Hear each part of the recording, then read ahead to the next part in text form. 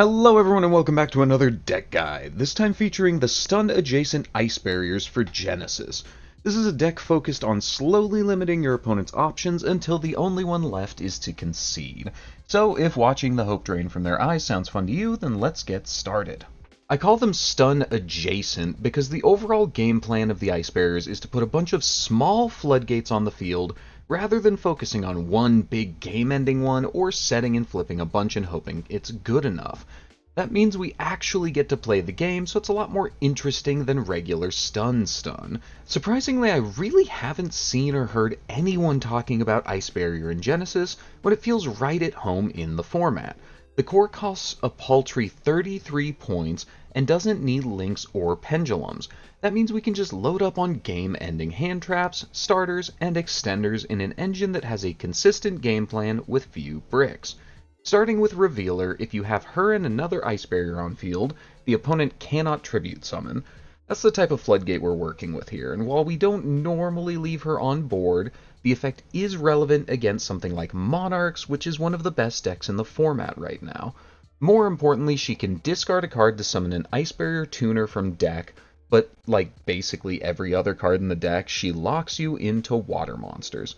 Lastly, if you would discard for an effect, you can banish her from grave instead. And yes, these guys do all have a lot of effects. They're generally quite high value cards that are good in a combo or just as end board pieces themselves, but in exchange we have to discard a lot as we do our combos. Next up is Georgius, whose on-field effect is much better. If you have him and another Ice Barrier, then the opponent cannot use monster effects in the graveyard. He can also special summon from hand if you have another Ice Barrier monster, and on summon can reborn a low level one from grave.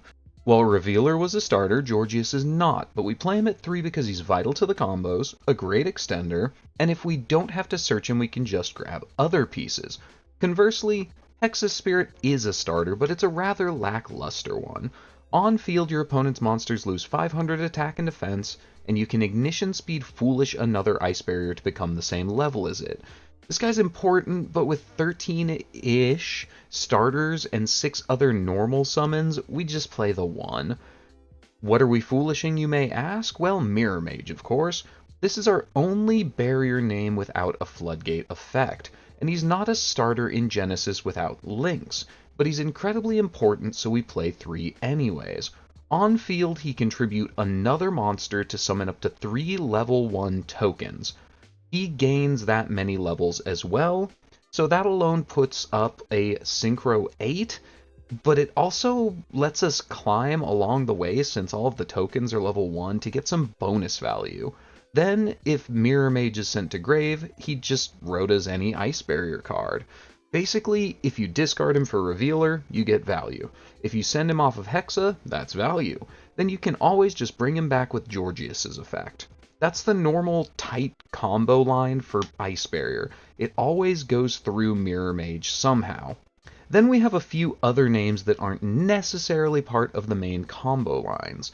Speaker's on-field effect keeps your opponent's monsters in defense position, and it can summon from hand for free if you have another Ice Barrier. They also banish from grave to make a level 1 token, just a nice enough searchable extender. Spellbreaker is a card we're always hoping to put on board, but it doesn't always work out, not in our 1-card combos at least. This one only has a Floodgate effect, but because of that it gets to be a lot better.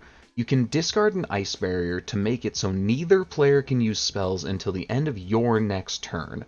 Normally you're using Revealer's Banish from Grave effect here, so you don't actually need a discard, and we don't use a whole ton of spells anyways, so we don't really care that it lasts through our next turn.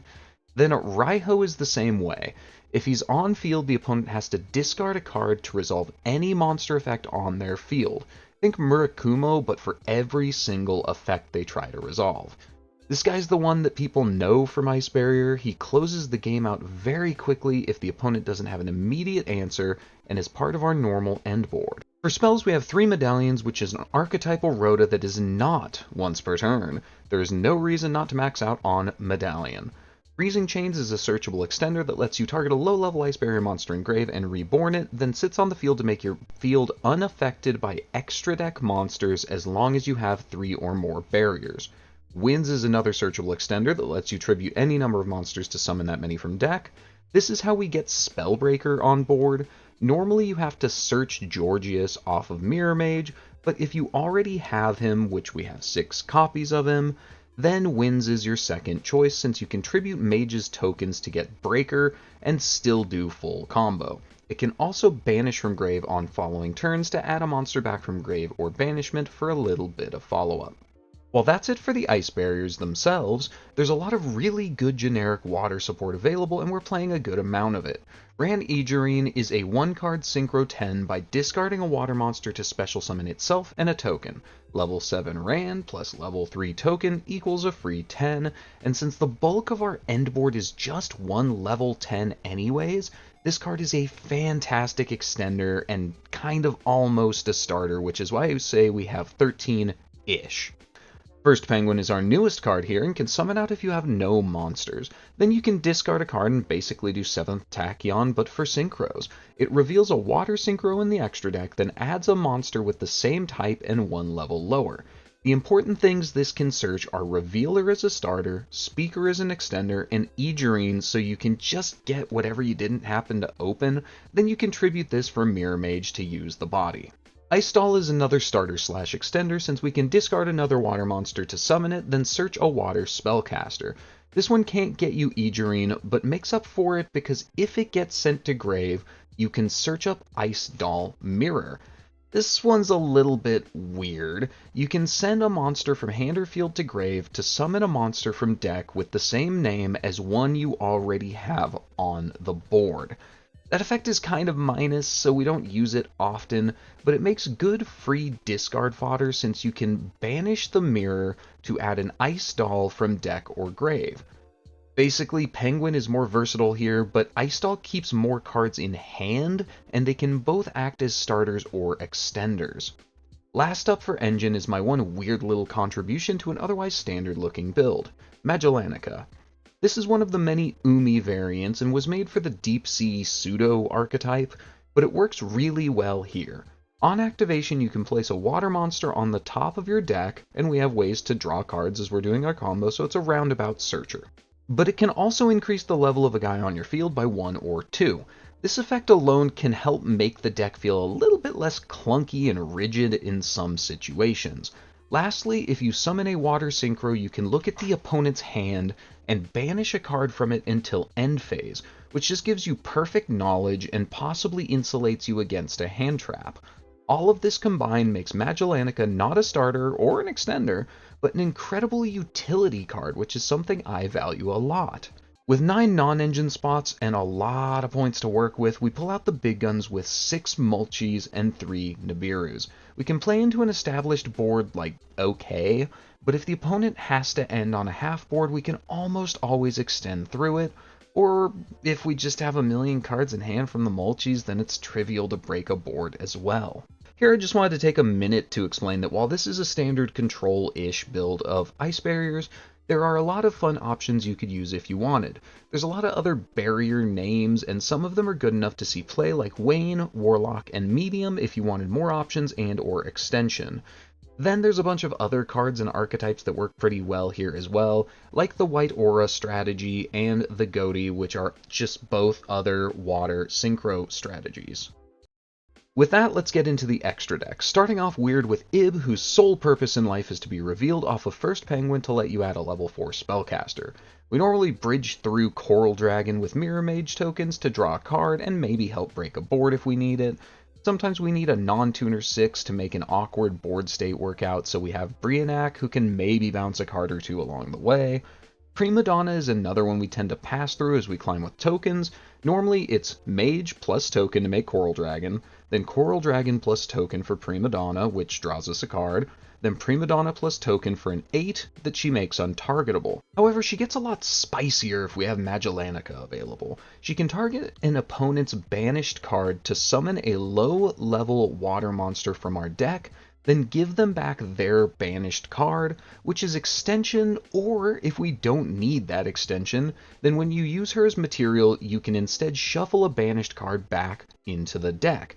That lets you permanently remove the card that you took off of Magellanica for free as part of your standard combo.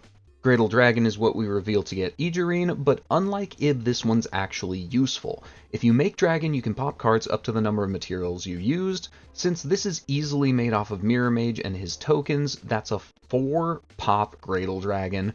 Then if he gets destroyed, you can summon a guy back from grave negated. Whale destroys all of our opponent's monsters on summon, pierces, attacks twice, and keeps coming back to make an absolutely fearsome going second option. Dragite is the first card that is part of our standard end board. It's just a simple spell trap, negate, and destroy once a turn. Simple but effective, and it's normally untargetable thanks to Prima Donna. Arcathis is our 1/9 that we actually want to make, and it gets bigger for every card in hand, draws on summon equal to the number of tuners you used, and can discard 2 for a pop. It's not impossible to make this guy with 3 tokens and Georgius to draw 3. 10s make up the bulk of what we're trying to make, starting with Gymir Agerine, who can make your whole board indestructible and unbanishable and banish an opponent's card to boot. Bahamut is a giant guy that's hard to out, since on summon he makes a token, then on the opponent's turn if you lose said token, you can quick effect make another one. Then if the original is destroyed and you still have a token on field, he just comes back. Basically, they have to destroy the original and the token at the same time to actually deal with it, otherwise they're dumping a lot of resources into this card. Lancea is our end board. Quite literally, this is the only important piece to make. Once per chain, if the opponent summons a monster, you can summon an ice barrier from deck, grave, or extra deck. Then you can switch a monster to defense. You can do this twice per turn. Normally you get Raiho first to immediately tax the opponent's hand, then Georgius second to banish their grave. But you could get Revealer against Monarchs or run other guys for other options as well. Then, if the opponent manages to out Lancea, it floats into another Ice Barrier monster from the extra deck. That's always going to be Trishula, who banishes up to 3 on summon non-targeting. Then, if this Trishula is destroyed, you can summon out OG Trishula for free. You don't get the banish 3 here, but it does become 3300 attack, have the opponent's monsters, and then permanently negate them, which is pretty good too. Basically, if you can make Lancea, it's what I call a board in a box. A card that just builds a whole board on the opponent's turn alone. You get 2 floodgates, a big guy that floats into another big guy that board wipes and negates, and all this fun stuff. With that, let's go see the combo. Alright, just one combo this time. This is kind of an all roads lead to Rome sort of deck where, as long as you know the end board you're going for and how your pieces help to get you there, you're basically making the same end board off of any combo.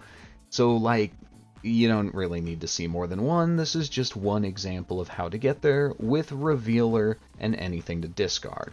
So we're going to normal summon out the Revealer, pitch any card from hand to summon out Mirror Mage. Mirror Mage contribute the Revealer to make 3 tokens, and then we can synchro the Mirror Mage plus 1 token into Coral Dragon, which triggers Mirror Mage's effect in grave to add Georgius. Importantly, you have to special summon the Georgius while you still have a token, because you have to have an Ice Barrier monster on field, and Coral Dragon is not an Ice Barrier. So he can then bring back the Revealer, and you can go 6 plus 4 to make our 10. Lancea, that's the important part, done. Then we can go 1 of our tokens plus the Coral Dragon into Deep Sea Prima Donna, which draws us a free card, nothing of import here. And then we can go Prima Donna plus our last token to make Dragite, which is untargetable. This is the normal 1-card end board. This is what you're trying to end on at the very least in this deck.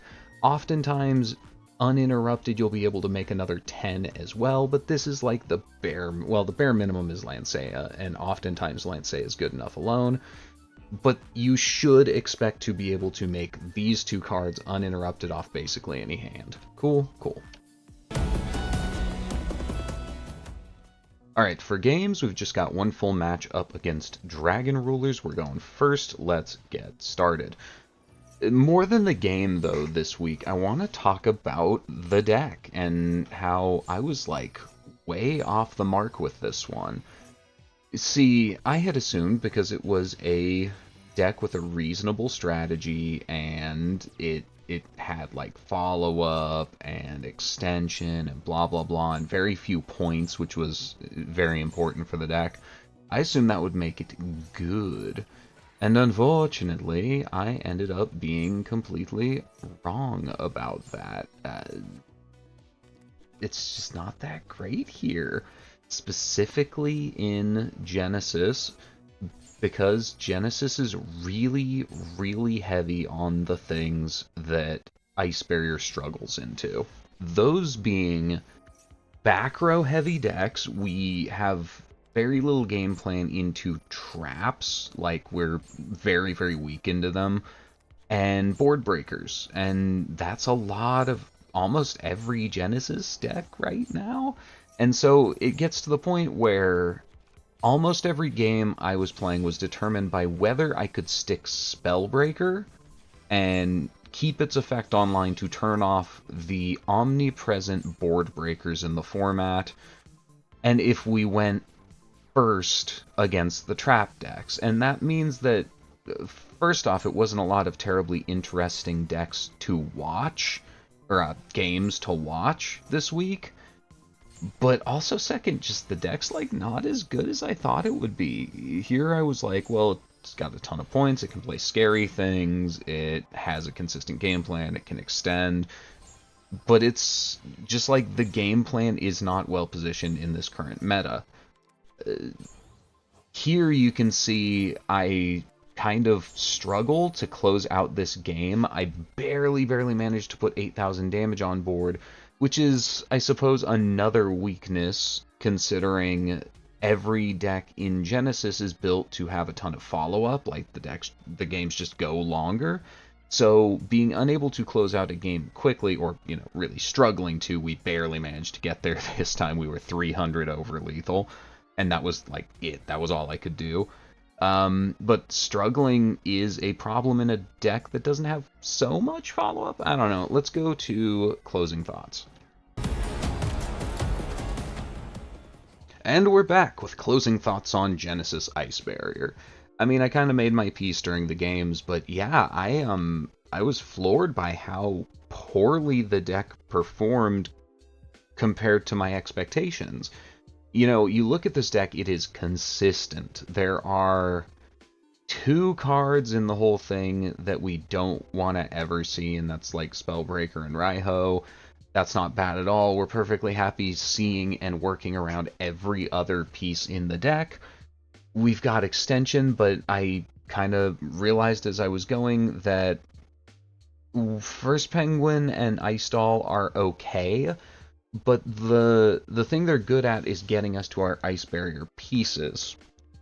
Ice Barrier pieces do not extend terribly well unless you have an Ice Barrier on board already. Like Speaker, you need an Ice Barrier to summon it out. Georgius, you need an Ice Barrier to summon it out. So if the opponent destroys our first play, we can keep playing because we'll get like value off of that. If they negate our first play, we're fine because we can summon out an extender and keep going. But if they negate and destroy our first play, we're screwed. Like, there's nothing we can do past that, which kind of really sucks. So, in good conscience, I can't recommend you pick up Ice Barriers. And again, I'm surprised I'm saying that with a playset of Fuas, a playset of Perulias, and a playset of Nibs. Honestly, the Nibs probably should have been Heavy Storms just to help with the back row issue. But a lot of the decks have started playing like Lord of the Heavenly Prison and other things to prevent mass back row destruction now that it is a lot cheaper in the format. We have a little bit we can do, like Brionac can bounce a bunch of back row and go for lethal, Gradle can pop a bunch of stuff. It's just like getting there without being completely stopped is rough. So I can't in good conscience recommend that you pick up Ice Barrier. I think it is a good deck, but I think it is god-awful into the current meta.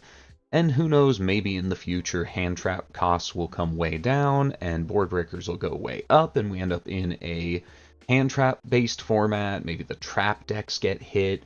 And at that point, I think the deck will be a lot better, but maybe hold off until then. Either way, I hope you guys enjoyed it and I hope to see you next time. Bye-bye.